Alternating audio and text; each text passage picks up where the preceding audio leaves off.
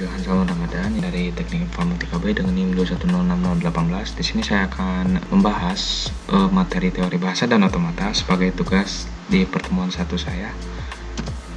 Oke, pertama-tama ya, jadi ini lihat profil saya. Dan lalu yang kedua, materi yang akan kita bahas kali ini adalah yang satu adalah hubungan antara teori bahasa dan otomata dengan komputasi. Itu yang kedua adalah sejarah perkembangan bahasa pemrograman sampai saat ini. Dan yang ketiga adalah karakteristik dari setiap penerjemah bahasa formal atau translator. Oke, jadi kita maju ya. Yang pertama yaitu hubungan antara teori bahasa dan otomata dengan komputasi. Nah, sebelum langsung ke hubungannya, jadi kita akan kupas tuntas dulu apa itu bahasa, apa itu otomata, apa itu komputasi. Lalu nanti kita akan bahas dengan hubungannya. Oke, jadi yang pertama kita adalah bahasa dulu. Nah, bahasa di sini adalah suatu sistem yang meliputi pengekspresian, gagasan, fakta, konsep, termasuk kumpulan simbol-simbol dan aturan untuk melakukan manipulasinya. Nah, bahasa juga bisa disebut sebagai rangkaian simbol-simbol yang mempunyai makna.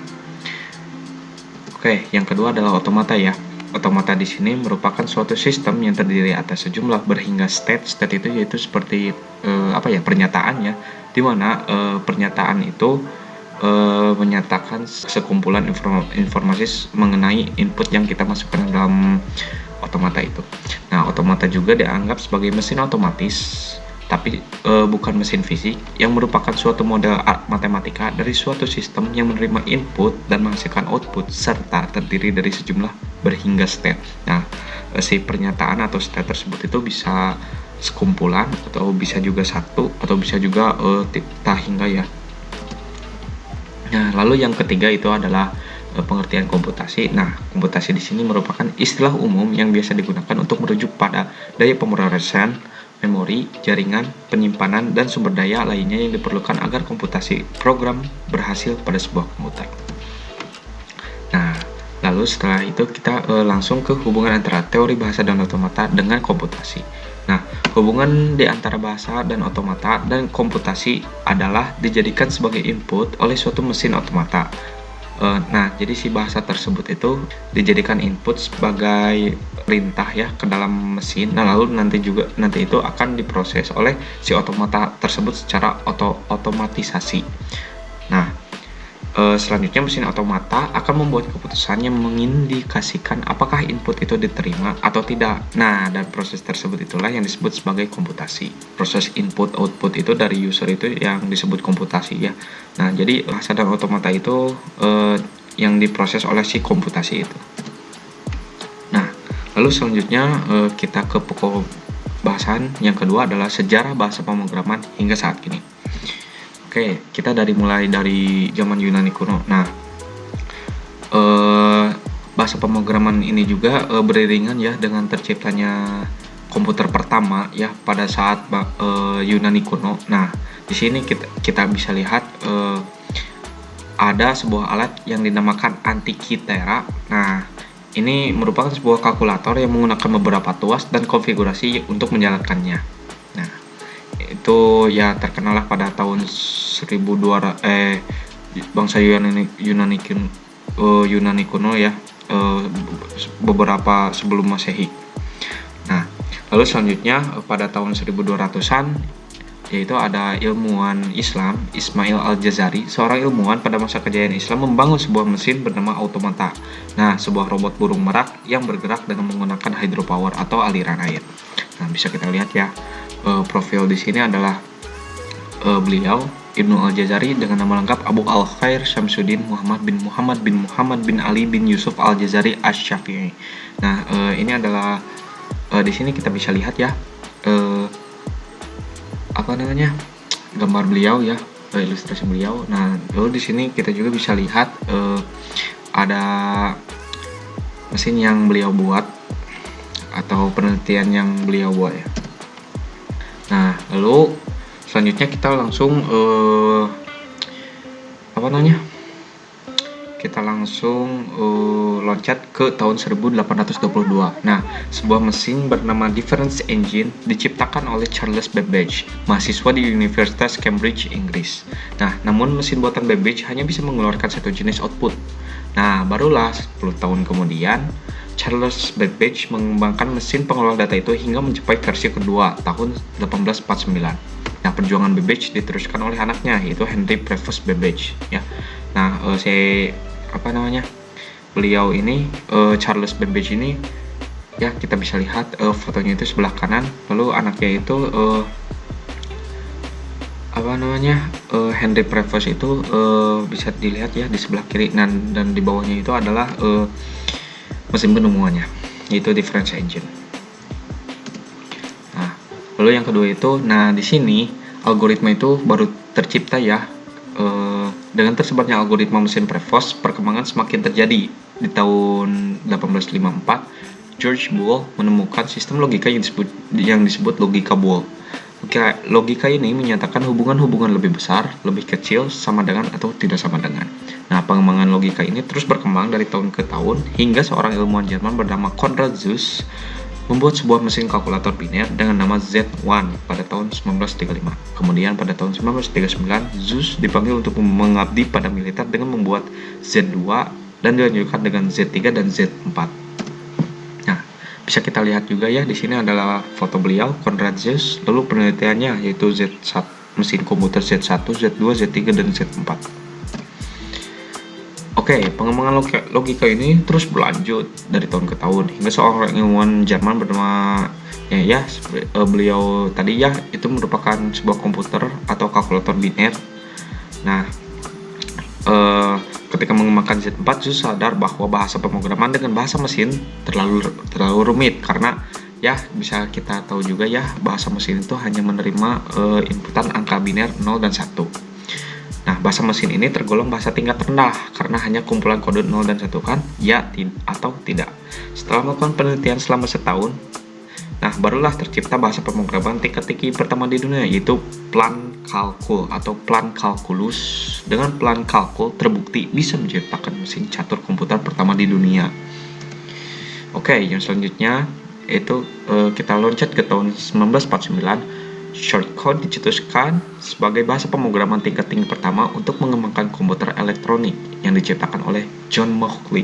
Namun programnya harus ditranslasikan ke dalam bahasa mesin setiap dijalankannya. Ini membuat kinerja program dalam memproses kode memakan waktu yang cukup lama. Nah, di sini pada tahun ini mereka itu belum mengenal apa itu namanya compiler, interpreter, assembler seperti itu ya. Jadi hanya baru mengenal bahasa tingkat tinggi, tapi belum tahu cara memprosesnya, jadi memakan waktu yang sangat lama juga ya.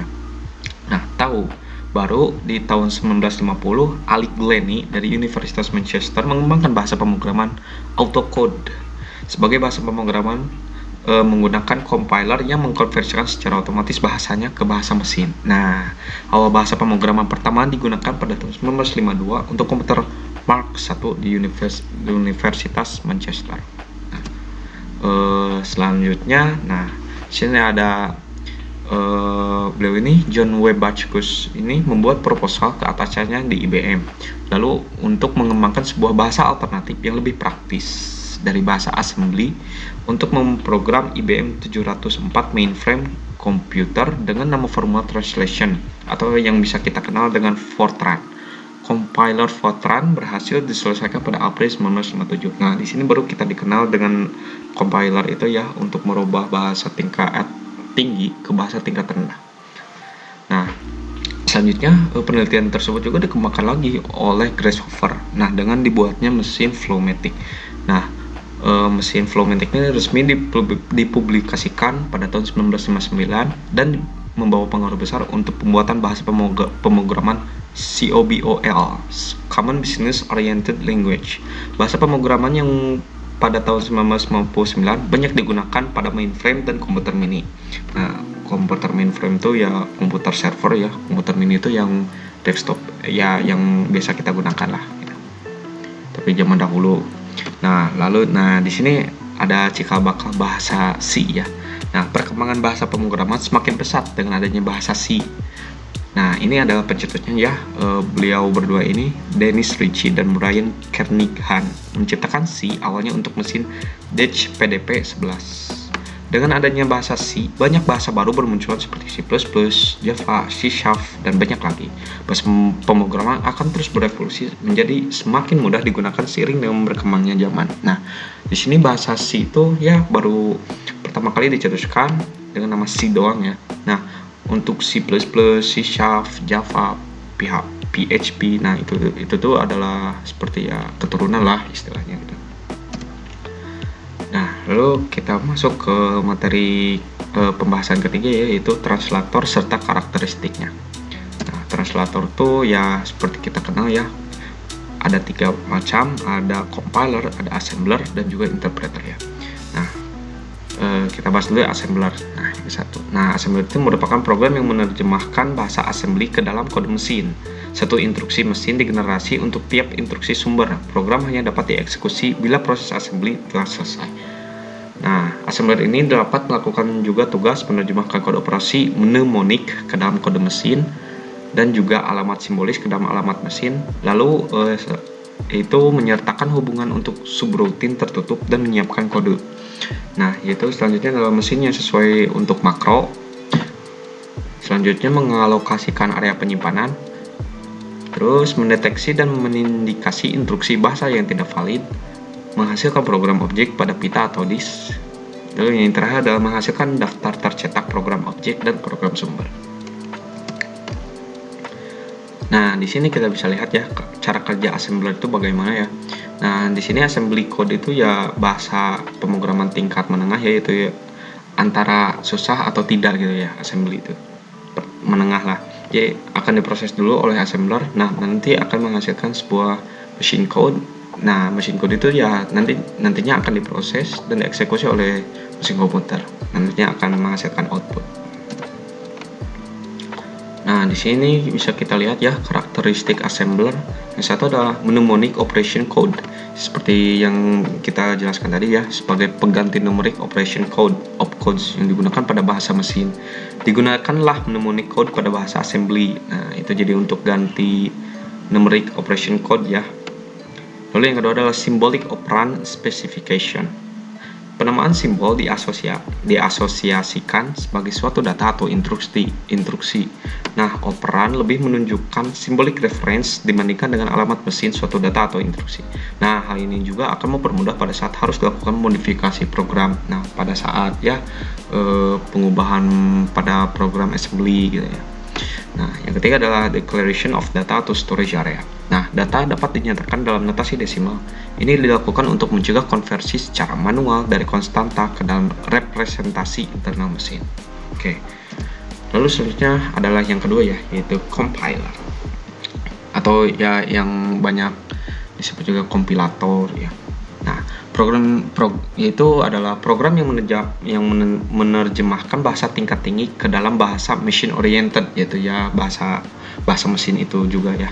Banyak instruksi mesin digenerasi untuk setiap statement sumber. Program yang dihasilkan dapat dieksekusi jika kompilasi lengkap. Nah, compiler juga dapat melakukan tugas seperti berikut ya.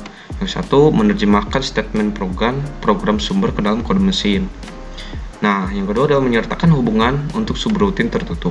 Yang ketiga adalah mengalokasikan area penyimpanan utama. Yang keempat adalah menggenerasi program objek pada kartu, pita, atau disk. Yang kelima, menghasilkan daftar tercetak program sumber dan objek. Nah, dan di sini kita bisa lihat ya cara kerja compiler. Nah, di sini adalah yang pertama adalah source code, yaitu yang bisa kita edit ya source code itu. Nah, lalu nanti source code itu akan dicompile akan diproses oleh compiler ya, atau dicompile, lalu akan menghasilkan machine code. Nah, machine code itu nantinya akan diproses oleh si mesin, bahasa mesin gitu. Nah, nantinya akan menghasilkan sebuah output dari pengeksekusian bahasa mesin tersebut. Oke, karakteristik compiler. Nah, di sini karakteristiknya adalah sebagai berikut ya. Compiler memverifikasi seluruh program, jadi tidak ada kesalahan sintaks atau semantik. Nah, compiler juga file yang dieksekusi dioptimalkan dengan compiler sehingga dieksekusi lebih cepat. Jadi saat pada proses pengeksekusian itu, jadi si compiler lebih mengoptimisasi untuk si bentuk statementnya ya, jadi tidak terlalu rumit atau terlalu banyak gitu. Nah, yang ketiga adalah memungkinkan sebuah struktur internal dalam memori. Yang keempat adalah tidak perlu menjalankan program pada mesin yang sama dengan yang dibangunnya. Bisa menerjemahkan seluruh programnya dalam bahasa lain, dapat membuat file ke dalam disk, bisa menautkan file ke dalam format yang dapat dieksekusi, memeriksa kesalahan sintaks dan tipe data, yang seperti itu, yang seperti tadi kita jelaskan, dioptimalkan ya. Nah, termasuk itu. Lalu membantu meningkatkan pemahaman tentang bahasa semantik, membantu menangani masalah kinerja bahasa. Nah, teknik yang digunakan untuk membuat compiler dapat digunakan untuk program lain. Nah, jadi si compiler ini banyak ya digunakan pada bahasa-bahasa lain ya. Jadi tidak hanya di C juga ya. Ada di Python juga kan, itu harus dikompil dulu seperti itu. Di Pascal kan seperti itu. Nah, lalu yang terakhir adalah interpreter. Yang interpreter ini adalah program yang menerjemahkan dan mengeksekusi tiap statement sumber dalam rangkaian logis bila program dieksekusi. Nah, interpreter juga dapat melakukan tugas sebagai berikut. Satu adalah menangani perintah pemakai dalam sistem interaktif. Lalu yang kedua, mendebugging atau menghapus kesalahan dan melokalisir program selagi berjalan. Nah, jadi si interpreter ini bisa kita bisa debugging saat program itu saat berjalan saat itu juga. Nah, lalu yang ketiga adalah menangani software yang diproduksi untuk atau dengan komputer yang berbeda. Multitasking gitu ya. Nah, di sini bisa kita lihat ya cara kerja interpreter. Nah, sama halnya ini juga ya sama compiler. Jadi interpreter itu memproses dari source code yang kita ketikkan. Nah, lalu nanti tidak melalui dulu bahasa mesin ya. Jadi bahasa mesin tersebut dilewati oleh si interpreter. Nah, nantinya akan dioptimalisasi menjadi sebuah output yang akan keluar ya tadinya. Nah, karena interpreter ini adalah sebuah translator semi bahasa mesin gitu. Jadi setengah campuran bahasa tingkat tinggi, setengah campuran bahasa tingkat rendah gitu, si interpreter ini. Jadi tidak membutuhkan linker ya kalau nggak salah namanya itu. Nah, kalau di compiler tadi itu membutuhkan linker untuk meneruskan si output tersebut. Nah, yang selanjutnya adalah karakteristik interpreter. Nah, yang satu adalah memerlukan waktu yang sebentar untuk menganalisa dan memproses program. Yang kedua adalah pembuatan kode hanya dalam satu tahap saja. Karena ya, seperti yang saya jelaskan tadi, karena si interpreter ini itu adalah setengah bahasa mesin, setengah bahasa tingkat tinggi gitu ya, bahasa kita lah istilahnya. Nah, yang ketiga adalah tidak membutuhkan linker. Nah, sehingga tidak repot dalam pengeksekusian program. Cocok untuk membuat atau menguji program-program kecil. Ya, kalau untuk menguji program-program yang terbilang cukup besar, mungkin juga prosesnya akan memakan waktu yang tidak sebentar ya. Lalu yang terakhir adalah hasil yang didapatkan berupa satu kesatuan perintah dalam bentuk bahasa mesin, seperti yang tadi saya bilang ya. Oke, mungkin sekian penjelasan dari saya. Mohon maaf bila ada kesalahan dalam kata-kata. Wabillahi taufiq wal hidayah. Wassalamualaikum warahmatullahi wabarakatuh.